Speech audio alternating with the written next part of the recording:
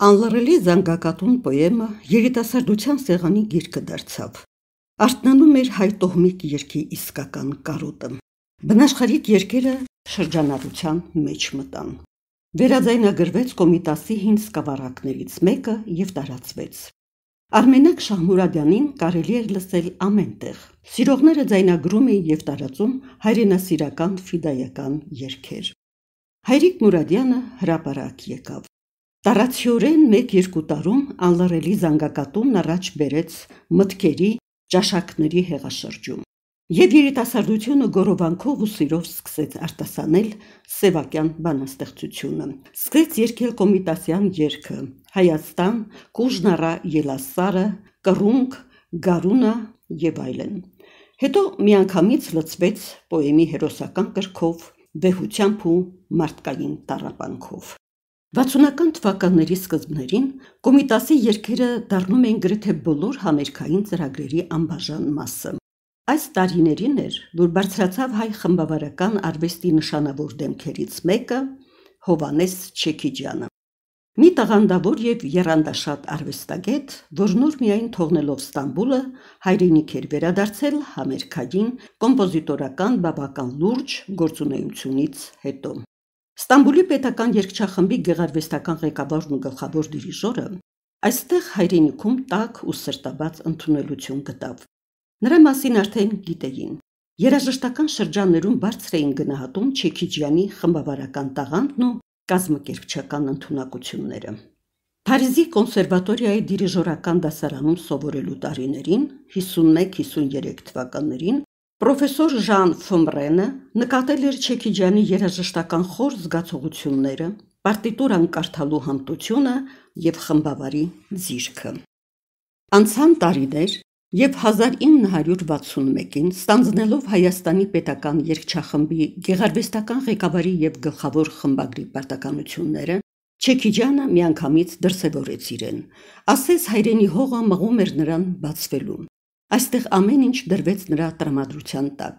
բայց հսկայական ջանքեր էին պետք վերստեղծելու երգչախմբի նախկին դեմքը և դրանից հետո միայն զբաղվելու երգացանկի և կատարողների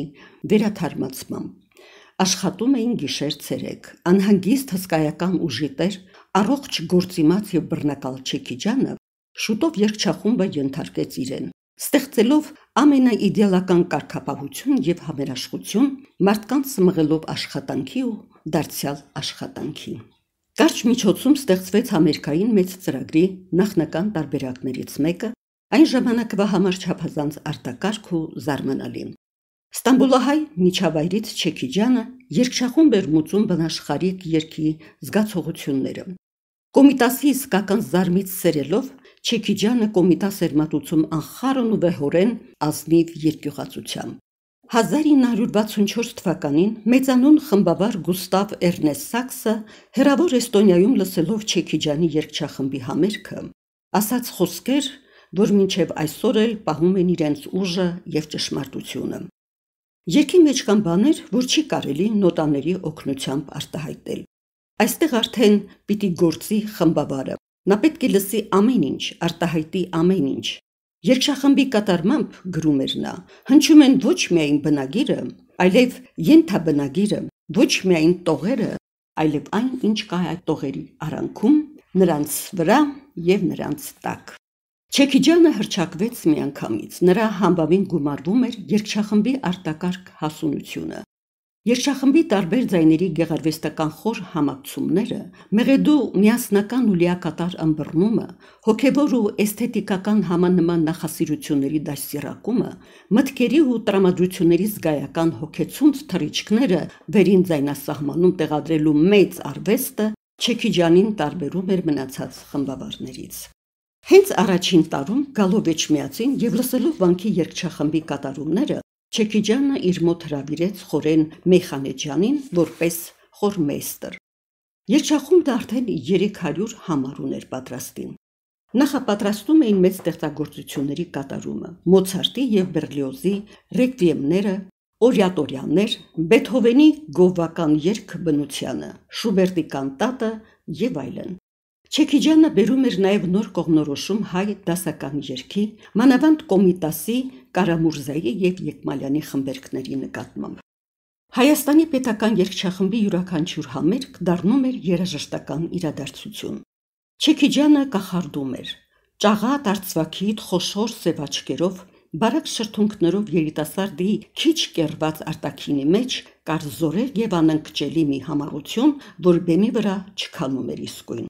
Միանգամից կերպարանափոխվում էր նա խմբավարական սերթուկի մեջ, լարվում և երաժշտական էր դառնում յուրաքանչյուր նյարդը։ Թևը շարժում էր կտրուկ, առնացի և ափի մեջ հավաքում էր երգչախմբի ձայնային ամբողջ հզորությունը, հետո բաց էր թողնում, ափը մեկնում էր առաջ և ծավալվում ու ծիծաղում էր մեղեդին բազմաձայն ու գունեղ կառույցների մեջ։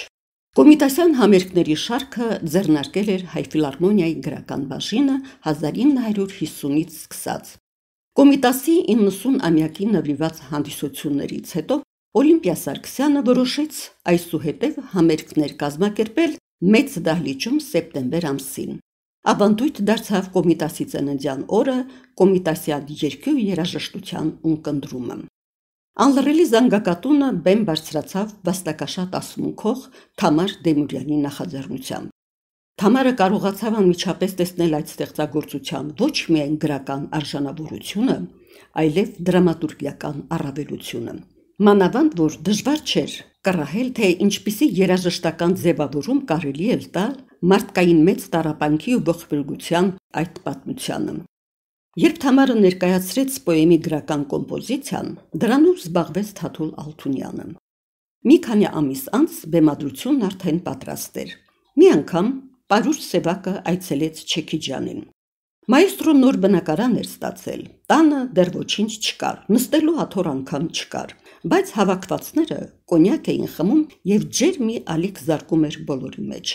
Խոսք բացվեց նաև անլռելի զանգակատան բեմականացման մասին։ Ամեն ինչ կարգին է, մայստրո, ասաց Պարուշ Սևակը։ Դուք եթե համաձայնեք, ձեր երգչախումբը կարող էր իր վրա առնել ամենակարևոր և ամենադժվարին կատարումները։ Ես համաձայն եմ, միայն թե երբեք չէի ուզենա ուղեկից լինել կամ ֆոն արտասանություններու համար։ Դա բացառվում է, ասաց Պարուրը։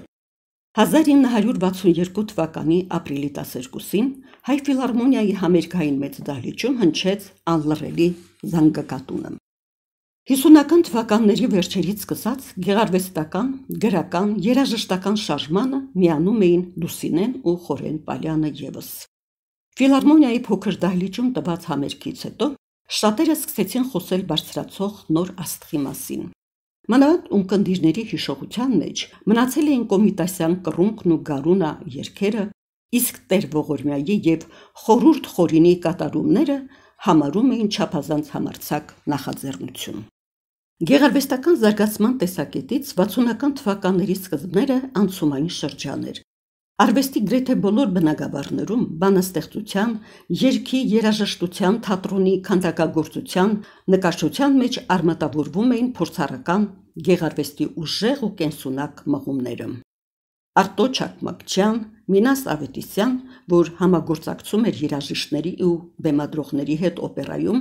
Պարուշ Սևակը, որ արդեն կողմնորոշում էր ժամանակակից գեղարվեստական զարգացման ընթացքը, Առնո Բաբաջանյան, Ալեքսանդր Հարությունյան, Էդգար Հովհաննիսյան, այլ անուններ ու սքանչելի բնավորություններ վերելքի այս շրջանում դիմափոխում էին հայկական գեղարվեստական միտքը և այն ուղղում նոր որոնումների ու որակական թռիչքների։ Արդեն 70-ական թվականների սկզբներին հայ համերգի մեծ դահլիճում կարելի էր լսել Ներսե Շնորհանուն նվիրված երկմասանոց մեծ համերգ։ Միջնադարյան երգն ու երաժշտությունը, վաղուց մոռացված ու արհամարհված, հիմա ունկնդրի առաջ բացում էր իր հավիտենական գեղեցկությունները, համամարտկային խոր հույզերը, կատարյալի որոնումները, լույսի ու մաքրագործումի վաղնջական կարոտն ու մղումները։ Լուսինեի առաջին վեհերոտ քայլերը խրախուսվեցին։ Բայց ով կարող էր մտածել, որ կամերային այս երգչուհին տարիների մեջ աստիճանաբար իրագործելու է երգակատարողական մի մեծ ծրագիր հայ միջնադարյան երաժշտության ու երգի դասական արժեքները նորից ժողովրդին ներկայացնելու համարձակ ու խորապես ժամանակակից կանխորոշումների մեջ բացելով իրոք զարմանալի մի աշխարհ, ներուն իր փիլիսոփայական բովանդակությամբ, հումանիստական եւ բացարձակապես արդիական։ 1962 թվականի հունիսին Լուսինեն ավարտեց Երևանի կոնսերվատորիան, ստացավ կամերային երգչուհու եւ մեներկեցողության դասատուի որակավորում եւ աշխատանքի նշանակվեց Լենինական քաղաքում։ Առաջին անգամ արթնանում էր նրա մեջ ինքնաճանաչման խոր տագնապը։ Նա միշտ էլ եղել էր ինչ-որ պարտականությունների եւ պարտավորությունների միջև գնացող եկող մեկը։ Ինքն իրեն երբեմն բռնել էր այն մտքի վրա, որ երևի ավելի ցանկություն էր, քան ձևավորված պահանջ։ Բեմ դուրս գալ, մեծ բեմահարթակ, միթե հնարավոր չէ միանգամից նվաճել մարդկանց սրտերը, եւ հուսահատում էր շրջապատի անտարբերությունից եւ սեփական անզորությունից։ Միթե սուտ էին հիացմունքի բացականչությունները, ծափերը, շնորհավորանքները, Արմենի Արտյոմովնայի գովեստները, կոնսերվատորիայի ղեկավարության եւ պետական քննական հանձնաժողովի կարծիքն ու եզրակացությունը։ Միթե բոլորի հետ էլ պատահում է միևնույնը։ Երբ պետք է գնալ երգեցողության վարժուհու ճանապարհով, ուրիշ ինչ անել, ինչպես ապրել, երբ արդեն հիմա ինքնուրույնություն անձնագրի պես մի բան է, ցույց տվիր, ճանապարհ կտան, չտվիր, դարձիր եկած ճանապարհով։ Մինչդեռ չգիտեր, որ այնուամենայնիվ կյանքն ունի իր ընթացքը, եւ մարդկային հարաբերությունների մեջ կան իրոք զարմանալի բաներ, որոնք թեև օրինաչափ չեն, բայց եւ թեկուզ իրենց բացառության մեջ ավելի ճիշտ են եւ սազական կյանքի էությանը, քան օրինաչափություն կոչված անհրաժեշտությունը։ Ամենից դժվարը հենց այդ անհրաժեշտության հաղթահարումն էր, որ հիմա դեմ առ դեմ կանգնել էր որպես պարտականություն ու կարգ, եւ սպառնում էր իջիկ դարձնել իր բոլոր ծրագրումները, բոլոր սպասելիքները, բոլոր երազանքները։ Շրջիկ համերգների գնաց իր ուսուցչի ժողովրդական երգի դասատու Խորեն Թորջյանի հետ։ Այսպես կոչված դասախոսություն համերգներում նա փորձեց իրեն, վայելելով բեմական հաջողության կարճաթև ուրախությունները, կոլեկտիվ եւ պետական տնտեսություններում, հիմնարկ ձեռնարկություններում։ Շրջիկ համերգների ժամանակ հասկացավ, որ Հայաստանի հեռավոր գյուղերում, ծայրամասային կենտրոններում եւ ավաններում մի ագահ ցանկություն կա ազգային ժողովրդական հնամենի երգի ու մեղեդիների հանդեպ։ Պարզ տեսնում էր, որ համերգից համերգ այդ լսարանը փոխում է իրեն, նախատրամադրում, վճռում իր ճակատագիրը։ Կոմիտասյան երգերի շարքը նոր մշակման ենթարկեց։ Գարունա, կռունկ, չինարես, քելեր ցոլեր երգում էր ավելի ու ավելի խորացող հուզումով եւ ճշգրիտ ինտոնացիաներով։ Հասկանում էր, որ միջնադարյան երգի կատարումները շատ բան են տվել իրեն Կոմիտասին ըմբռնելու, եւ գրեթե վարպետության էր հասնում ամեն անգամ, երբ պատրաստում էր մի նոր երգ Կոմիտասից կամ Եկմալյանից կամ բուն ժողովրդական մելոսից։ Նինա Սաղյանը Լուսինեին աշխատանք տվեց։ Նվագակցության արվեստը սովորողների համար երգում էր կոնսերվատորիայում։ Ձևակերպեց որպես ֆիլարմոնիայի արտահասթիկային երգչուհի։ Շրջիկ համերգներից տուն էր դառնում հոգնած, թույլ, ուժասպառ, ուտել անգամ չէր ուզում։ Պարկում էր բազմոցին եւ սպասում։ Ում, ինչի, ինքն էլ չգիտեր։ Միայն թե գիտեր, որ այսպես շարունակել չի կարելի։ Պետք է ինչ-որ բան ձեռնարկել, պետք է գնալ ինչ-որ տեղ, ինչ-որ մարդկանց մոտ եւ ասել, որ ահա, եկել եմ ձեզ մոտ։ Այդ մարդիկ պիտի տեսնեին իրեն, պիտի հասկանային, որ շրջիկ համերգների այս երգչուհին կարող է եւ պետք է դառնա, ծիծաղում էր իր մտքերի վրա միամտորեն, ծալու մի կողմ էր դնում ամեն հպարտություն եւ մնում էր դարձյալ բախտի շրջադարձին սպասող պարզ մի աղջնակ։ Արմենի Քարամյանը իմացավ, որ վերջապես լուծվել է Լուսինեի հարցը։ Մինիստրը ընդառաջել է երգչուհուն եւ հիմա պարզապես սա մնացել է անգործ։ Հեռախոսեց Մարիանա Հարությունյանին։ Հովանավորիր աղջկան, նա աշխատանք չունի։ Մարիանա գնաց նրան լսելու էջ միացնում։ Մեյխանեջյանը անչափ լարված էր։ Արտասահմանից եկած մի քանի հյուրեր, Ալեքսի Պատրիարքը եւ այլ բարձրաստիճան հոգեվարականներ էին ներկա։ Երգչախումբը հավաք էր եւ միասնական։ Պատարագի շքեղությունը կրկնապատկվում էր հզոր ու գեղեցիկ մի բարիտոնի մասնակցությամբ, միայն վերջերս վարդապետ օծված խորեն Պալյանն էր։ Մարիանան նորից սարսռաց ամբողջ մարմնով։ Լուսինեն առավ նրան իր ձայնի քնքշությունների մեջ և հորձանքով տարավ։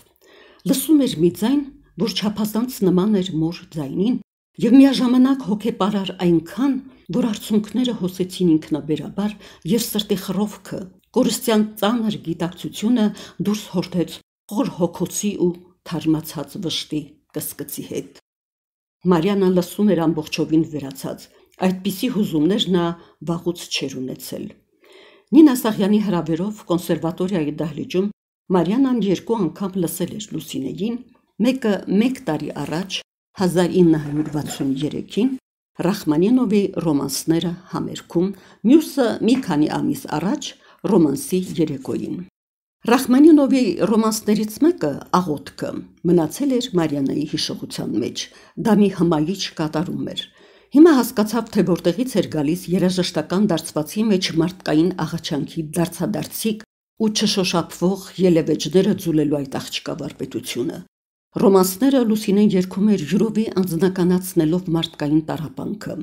Ավետիք Իսահակյանի բանաստեղծությունների հիման վրա Սվիրիդովի և Բալասանյանի գրած ռոմանսները նա երգեց Նինա Գրիգորիևնայի նվագակցությամբ։ Մարիանան մտածեց, որ երևի անհրաժեշտ կլինի ռոմանսի երեկո կազմակերպել միմիայն Լուսինեի համար։ Էջմիածնից Մարիանան տուն վերադարձավ Լուսինեի հետ։ Ամառային շոգ օր էր, կանաչի մեջ կորած Արարատյան դաշտի հեռուներում անիրական ստվերագծերով վեր էր բարձրանում բիբլիական լեռը։ Երկինքը կաթնամանուշակագույն փոշով էր լցված, սկսվել էր ծիրանի բերքահավաքը, և հիմա ավտոբուսի բաց պատուհաններից ներս էր խուժում գրգռիչ մրգահոտը Փշատենու բույրերի հետ։ Որոշել են քեզ հրավիրել Կոմիտասի 95-ամյակի նվիրված համերգին, մեծ դահլիճ, պարապմունքների համար եկ մեր տուն, հիշիր, որ համերգը նախատեսվում է սեպտեմբերի վերջերին։ Դրվում էր մեծ բարեկամության հիմնաքարը։ Մարիաննա Հարությունյանը երաժշտական հիմնավոր կրթություն էր ստացել, ավարտելով Երևանի կոնսերվատորիայի դաշնամուրի պրոֆեսոր Սարաջյան և բեներկցողության Հայկանուշ Դանիելյան բաժինները, նա 2 տարի Մոսկվայում աշակերտել էր նշանավոր երգչուհի Վալերիա Վլադիմիրովնա Բարսովային։ Հետո երգել էր Երևանի օպերային թատրոնում Անուշ, Սևիլյան Սափրիչ և այլն։ Թողնելով երգը, Մարիանան շուտով երևում է Հայ ֆիլհարմոնիայում, ապա կոնսերվատորիայում, ուր դասավանդում է նվագակցություն և երգեցողություն։ Մարիանան սիրում էր Լուսինեին։ Նրա գերզգայուն ձեռքերի գորովը անցնում էր հովանավորության կարոտ և հենց նոր միայն ճանապարհ ընկած այս փխրուն էակին։ Լուսինեի հետ աշխատելու որոշումը վերջնական էր։ Առաջին իսկ պարապմունքներից Մարիանան հասկացավ, որ գործ ունի երաժշտական բնավորության հետ։ Փայլուն լսողությունը օգնում էր նրան նվագակցության ոճական ու հոգեբանական նրբությունները վարպետությամբ ձուլելու երգին։ Այդպես դեռ իրեն ոչ ոք չէր արձագանքել։ Փոխըմբռնման հասնելու երգչուհու պատրաստակամության մեջ չկար վեհերոտ ենթարկվածություն։ Լուսինեն հարկադրում էր զգալ, որ ճշգրիտ վերցրած նոտայի գեղեցկությունը գոյանում է ոչ թե միայն ձայնի և նվագակցության երջանիկ ու խոր համընկումից, այլ փոխըմբռնման հասնելու երկուստեք գործադրվող ջանքերից, երբ երգիչն ու նվագակցողը հանդես են բերում բնագրի փոխըմբռնման ու մեկնաբանության համանուն միտում, ճաշակ ու պատրաստակամություն։ Մարիաննա Լուսինեի մեջ գտավ պարզ մի անկեղծություն, որ դիմացինին անմիջապես զինաթափում ու մղում էր մտերմության։ Մարիաննան սիրեց Լուսինեին, իսկ Լուսինեն Մարիաննային։ Նրանք միմյանց ձեռք սեղմեցին, և այդ առաջին ձեռք սեղմումից գոյացավ այն երկարատև ու անփոխարինելի բարեկամությունը, որով կարող են միմյանց հետ կապվել միայն ճշմարիտ արվեստագետները։ 1964-ին Ռիգայից Երևան վերադարձավ Վահագն Ստամբոլցյանը։ Բնիկ կարծեցի Գյուրեղյանների բախտը տարավ Ստամբուլ։ Երբ նրանք հաստատվեցին Երևանում, իրենց տոհմանուն արդեն փոխել էին։ Ստամբոլը հաղթել էր Գյուրեղին։ Եղբայրների զավակը դարձավ հանրաճանաչ սրտաբան, կրտսերը գնաց Լենինգրադ երգեհոնի դժվար արվեստը սովորելու։ 1962-ին ավարտելով Լենինգրադի կոնսերվատորիան, Վահագնը սկսեց համերգային մի գործունեություն Մերձբալթիկայում, որ տևեց շուրջ 2 տարի։ Այդ համերգների մշտացելություններից էր բժիշկ պրոֆեսոր Մեդնիկյանը, երաժշտագետ եւ երաժշտասեր մի մարդ, որի կյանքը, ինչպես ասում են, անցել էր արվեստում։ Բարեկամացան, փոխայցելություններ կատարեցին եւ հյուսիսային գորշ ու անձրևոտ օրերը ջերմացան հայրենաշունչ խոսքի ու զրույցի, հայկական ճաշատեսակների, երգերի աղմկոտ մտերմության վայելումից։ Մեդնիկյանը մի անգամ ասաց, որ մեկնում է հայրենիք եւ ընդմիշտ։ Ես էլ եմ գալու, բայց ոչ հիմա, ասաց Վահագնը։ Ծերերը գնում են հայրենիքում մեռնելու, ժպտաց Մեդնիկյանը։ Նրա ծանր խոշոր սպիտակահեր գլուխը խոնարհվեց կրծքին։ Փոքրիկ մորուքը թեթև դողում էր, եւ Վահագնը հասկացավ, որ ծեր պրոֆեսորը ապրում է իր կյանքի շրջադարձային պահերից մեկը։ Հայրենիքում նրանք կրկին հանդիպեցին։ Կոմպոզիտորների տան դահլիճում հավաքվել էին երաժշտասերները, Երևանում տրվող առաջին երգահունային համերգը լսելու։ Վահագնը մի փոքր տագնապած էր, նրա արտաքինի մեջ անհամարդակություն կար, թեթևորեն գունատ այտերը ավելի էին ընդգծում մարմնի փխրունությունը։ Սև ֆրակի ծիծեռնաթև բացվածքի միջից երևում էր գոտուտակից սպրդած սպիտակ վերնաշապիկի փեշը։ Նա բախ էր նվագելու։ Երբ երկար զննումից ու կարգավորումից հետո երգեհոնը արդեն պատրաստ էր գործի դրվելու, Վահագնը մի անգամ էլ ստուգեց վերին ու միջին ստեղնաշարը, ձայնային որակները, կարգավորման սանդղակը ու սկսեց։ Առաջին նոտան հնչեց բոլորովին անիրական ճչոցով, երաժիշտը հավաքեց իրեն եւ մույս ակնթարթին երգեհոնը հնազանդվեց։ Նուրբ ու վարժ մատների խաղացկուն վազքը փոքր նեղ դահլիճի բարձրադիր առաստաղը լցրեց Բախի երգեհոնային Մեսսայի մոնումենտալ վեհ հանդիսավորությամբ հնչող մի բեմոլ մաժոր նախերգանքի աստվածառակ աղաչանքով ու լուսավոր տրտմությամբ։ Ընդմիջումին պրոֆեսոր Մեդնիկյանը մոտեցավ Վահագնին։ Ես հիացած եմ, բարեկամս, մտերմաբար ասաց նա։ Վաղուց այսպիսի բավականություն չէի ստացել, դու մեծ գործի սկիզբ ես դնում։ Խոսակցության մեջ շոշափվեցին միջնադարյան երգի եւ երաժշտության հարցեր։ Մենք էլ, ինչպես գերմանացիները, մեր միջնադարյան երաժշտությունը պետք է բեմ հանենք, ասաց Վահագնը։ Դու լսել ես Լուսինեին, նա երգում է Էջմիածնի երգչախմբում։ Հրաշք աղջիկ է, մեր հոգևոր երգը նրա շուրթերին դառնում է անիրական մի բան, այն աշխարհիկ։ Դու ծանոթ չես, ես քեզ անպայման կծանոթացնեմ, գուցե ինքդ զանգահարես, ահա քեզ նրա հեռախոսի համարը։ Հեռախոսի միջից լսվում էր քնքշանքով լի, քիչ տարօրինակ առոգանությամբ հայերենը։ Ես անչափ երջանիկ եմ, ասում էր աղջիկը, երազանքս է եղել երգեհոնի նվագակցությամբ երգել։ Եթե դուք համաձայն եք, ես այսօր էլ կարող եմ գալ փորձի։ Ոչ այսօր, ես ձեզ լրացուցիչ կզանգահարեմ։ Դուք իրոք կզանգահարեք, ծայրահեղ քնքշությամբ նորից հարցրեց աղջիկը։ Այո, կզանգահարեմ։ Մի շաբաթ անց Վահագնը սկսեց փորձերը Լուսինեի հետ։ Կոմպոզիտորների տան դահլիճից տարածվող ձայնը շփոթեցնում էր միջանցքներում քայլող մարդկանց եւ դրսի անցորդներին։ Ո՞վ է այս երգչուհին, հարցնում էին միմյանց, եւ որտեղից է հայտնվել։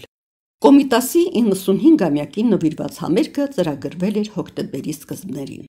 Շուտով երևացին մեծ հայտագրերը։ Դա իր տեսակի մեջ եզակի համերգ էր։ Մասնակցում էին հայկական պետական երգեցիկ խումբը, Չեքիջան, կոնսերվատորիայի լարային կվարտետը, Տաթևիկ Սազանդարյանը, Շարատալյանը, ասմունքողներ եւ երաժիշտներ։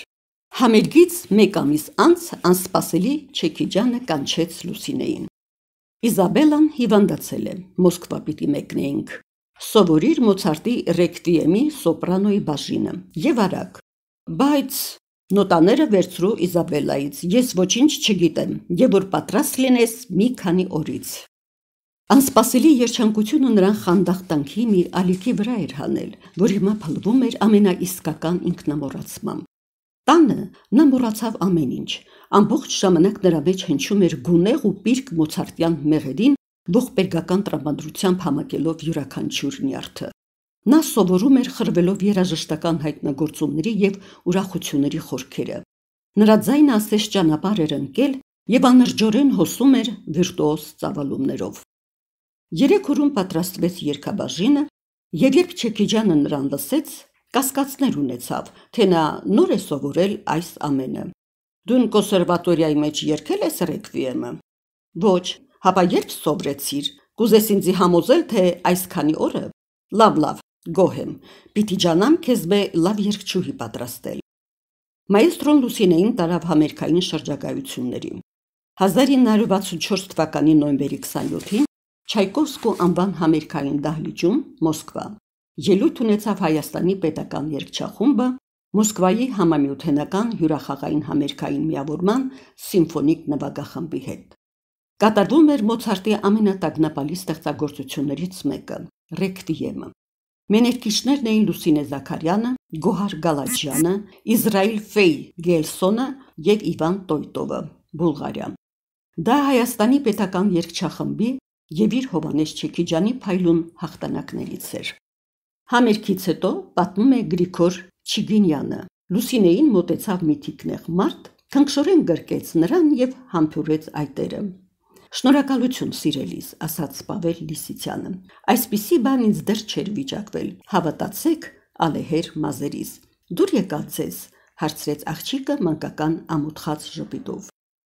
Ես համբուրներս ավելորդ տեղը չեմ շռայլում, նկատեց պատկառելի արտիստը։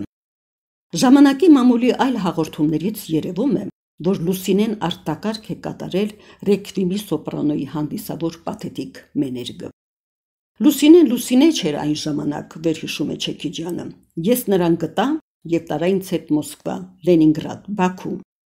Նա Մոցարտի այնպիսի ռեկվիեմ է երգել, որպիսի ես մինչև այժմ չեմ լսել։ Նա բացեց միանգամից եւ գտավ իրեն, իր ապագան։ Իմ կողմից իհարկե անփորձ եւ անանուն երգչուհուն բեմ հանելը մեծ համարձակություն էր,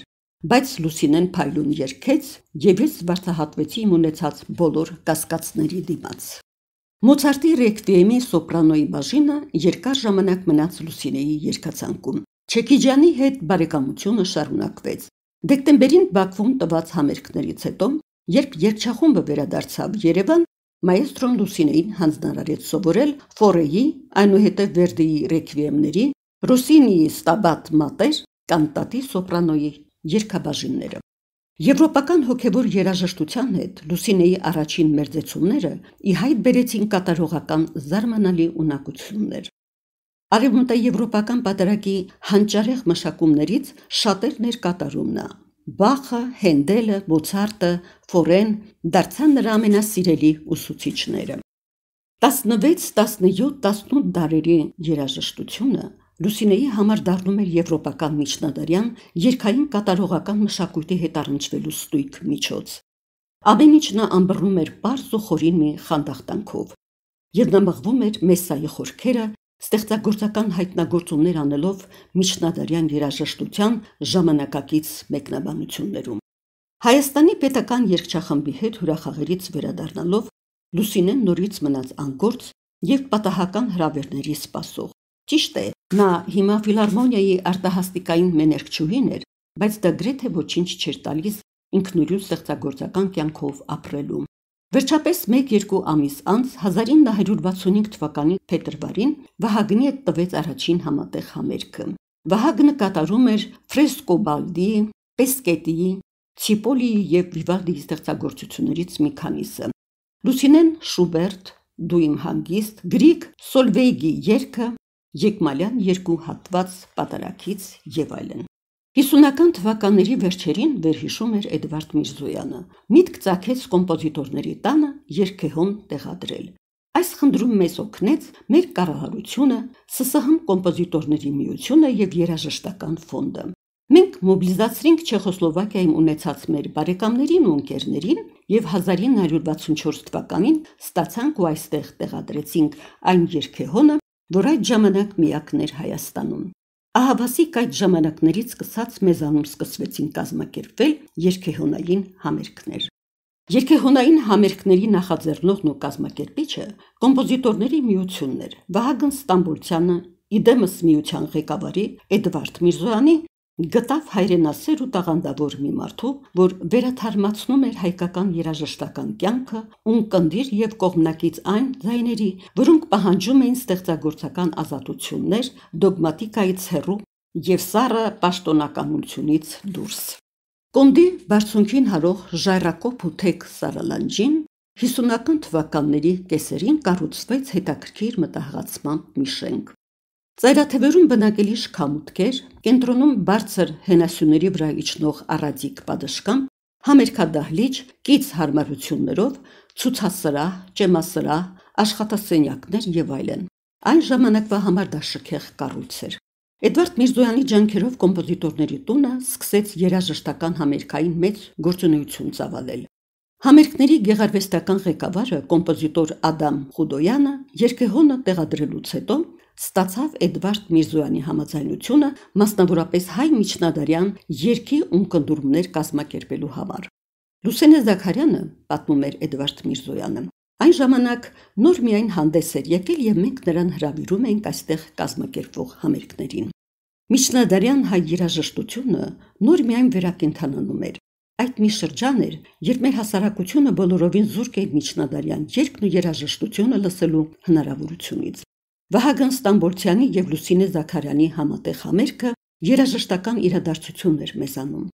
Առաջին անգամ տեղական ուժերով կազմակերպվում էր երգեհոնայի երաժշտության երեկո եւ հայ միջնադարյան երգի ունկնդրում։ Փոքրիկ համերգադահլիճը լեփ-լեցուն էր։ Արջևի շարքում երևում էր պրոֆեսոր Մեդնիկյանի խոշոր սպիտակահեր գլուխը։ Եկել էին կոմպոզիտորներ, կոնսերվատորիայի դասախոսներ ու պրոֆեսորներ, ուսանողներ, Էդվարդ Միրզոյանը, Պարուր Սևակը, Մարիանան, Խորեն Մեյխանեջյանը, Խորեն Պալյանը։ Վահագնը կրկնում էր հիմնականում Մերձբալթյան երգեհոնային ծրագիրը։ Երաժշտասերները Վահագնի կատարումը համարում էին մեծ առաջընթաց նորասկիզբ հայկական երգեհոնային կատարողական արվեստում։ Լուսինեն երգեհոնի նվագակցությամբ երգեց Սուրբ, Սուրբ, Ամեն Հայր Սուրբ հատվածները պատարագից եւ ապա միտոնական մեղեդի ի կույս դարձյալ Եկմալյանի մշակմամբ։ Լուսինեն չափազանց հեշտ գտավ իրեն, միանգամից ձուլվեց մեղեդուն եւ հայտնապես գնաց նրա ետևից վերացության եւ ինքնամոռացման հազվագյուտ մթնոլորտով պարուրելով ունկնդրին։ Տողերի սեղանակը նույնպես եղել է այդ համերգին։ Այն ինչ մենք լսում էինք, թվում էր անիրական,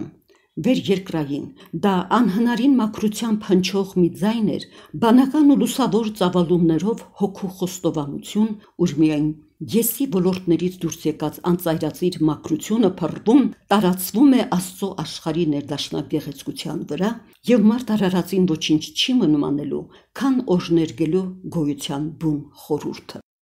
Համերգը կրկնվեց հաջորդ օրը։ Ձյունը իջնում էր փափուկ եւ հարազատորեն։ Երիտասարդությունը խռնվել էր կոմպոզիտորների տան դրան առաջ։ Դիրեկտորը ստիպված էր խնդրել հավաքվածներին։ Լուսինեն երգելու է վաղն էլ, մյուս օրն էլ։ Ես ձեզ հավատացնում եմ, ոչ մի ազատ տեղ չկա։ Մենք աստիճանների վրա կանգնած կլսենք, ձայնեց ինչ-որ մեկը։ Դուք ավելորդ տոմս ունեք։ Երկարահասակ չորուկ մեկը սկսեց պաշտպանվել։ Եղբայր, ես ոչ մի տոմս էլ չունեմ, սա տիկնոջս տոմսն է։ Բացարեք դռները, գոռում էր ինչ-որ մեկը։ Ձյունը իջնում էր հարազատորեն եւ փետրվարյան երեկոն թվում էր անվերջորեն խոհուն ու բարի։ Մեդիկյանը նորից էր եկել եւ շատերը, որ եկել էին համերգին, շտապել էին կրկին վայելելու Լուսինեի հայտնության պարգևած երջանկությունը, հատկապես լսելու Սուրբ Սուրբը, որ անիրական մի բան էր թվում, քանզի այստեղ խոսում էր ոչ թե մարդկային ձայնը, այլ բարբարում էր հոգին վերացության անվերջորեն երջանիկ խանդախտանքի մեջ։ Եսայի մարգարեի գրքից առնված եւ հետագայում որոշ փոփոխությունների ու լրացումների ենթարկված Սուրբ Սուրբը Եկմալյանի պատարագից Լուսինեն ներկայացնում էր ոչ առաջին անգամ։ Մարդիկ Կիրակի օրերին մեկնում էին Էջմիածին, մայր տաճարում լսելու այդ օժներգությունը։ Համերգադահլիճում ամեն ինչ փոխվեց երգը, նվագակցությունը, մեկնաբանությունը։ Երգչուհին անջատվեց ինքն իրենից, բարձրացավ վեր եւ հիմա վերադառնում էր տիեզերական հեռուներից անկողմնային օրհնության ամբողջ լույսը վրան։ Ծավալվում էր մեղեդին, ասես այլ մոլորակի վրա, եւ ձայնը առնում էր գեղեցկությունը օրհնությամբ լուսապսակված անկեղծության։ Մեղեդին վերերկրային էր թվում, կամ վաղնջական ու անհետ մի քաղաքակրթությունից մնացած վերհուշ, որ չունի ներկա եւ անցյալի վեհության մեջ եղել է զարմանալի մարդկային։ Ձայնը ծավալվում էր մաքուր ու գեղեցիկ, ինչպես երբեք, բարձրանալով վեր, տանելով հավատի ու ճշմարիտ հիացմունքի տաք թրթիռները։ Կրոնական ոգեշնչումից դուրս բարձրյալի կերպարը նույնանում էր տիեզերական անհունին և ժամանակակից մարդու մեջ հրահրում խորախորհուրդ զգացումներ։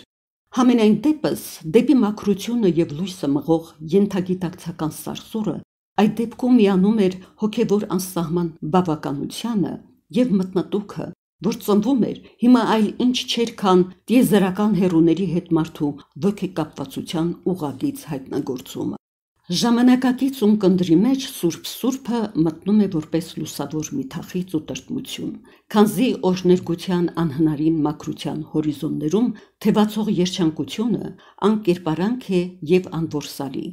քանզի Լուսինեն գիտակցաբար թե անգիտակցաբար պոկում է իրենից, իր էությունից ամենալավագույնը և եզակիորեն անփոխարինելի հոգու ոգու կրկնակ համաձայնումից դուրս ժայթքող սերը, մարդու և բնության հանդեպ սեր, որ լի է բարությամբ և խանդախտանքով, օրհնությամբ ու սիրով դեպի մեծ տիեզերքը։ Խորալի Վեհրոն հիասքանչ ծավալումներում կարելի է որսալ ամենակատարյալ ու ամենամարդկային անկեղծություն։ Այստեղ Լուսինեն չի փորձում որևէ ձևով ծածկել իրեն, բաց է անում իր սրտի դռները և օրհնությունը ելնում է նրա միջից, ինչպես անտառից շամանդաղը, կապույտ անսահման տարածություններում շոգեացող թեթև կաթնամշուշ։ Անակնկալ էր նաև Սոլվեյգի երգի կատարումը։ Նորվեգական հանճարը Պեր Գյունտում փռել էր իր հոգու շռայլ գույները։ Սոլվեյգը կարոտի և հավատարմության մարմնացում ամենամաքուրը երկրագնդի կանանց մեջ հեռուներից վերադարձած Պեր Գյունտին դիմավորում է իբրև մայր, մեղմ քնքշանքով շոյելով տառապանքի ուղիներով անցած ճանապարհորդի հոգնաբեկ գլուխը։ Երգի ազգային խորքերը թափանցելու Լուսինեի կարողությունը հիացրել էր շատերին։ Նա ճիշտ էր զգում Բախին և Հենդելին, Գրիգին և Շուբերտին։ Զգալը քիչ է, նա պարզապես սուզվում էր երգի ոգեկան տարածությունը և այստեղ նրա ձայնը հարստանում էր անորսալի երանգներով, որ գալիս էր հենց այդ ոգեկան տարածությունից, գեղեցկանում էր և ազնվանում ու թվում էր Լուսինեն ամբողջ մարդկային լուսեղեն մաքրությամբ ձուլվում է երաժշտական ներշնչանքի ու մտահղացումների բուն էությանը։ Այդ պատճառով երգը նրա շուրթերին վերածվում էր զարմանալի մի խոստովանության, անկեղծության մեջ հմայիչ, զգացումներում անբռնազբոս, մտքի ծավալներում պարզ ու հասկանալի։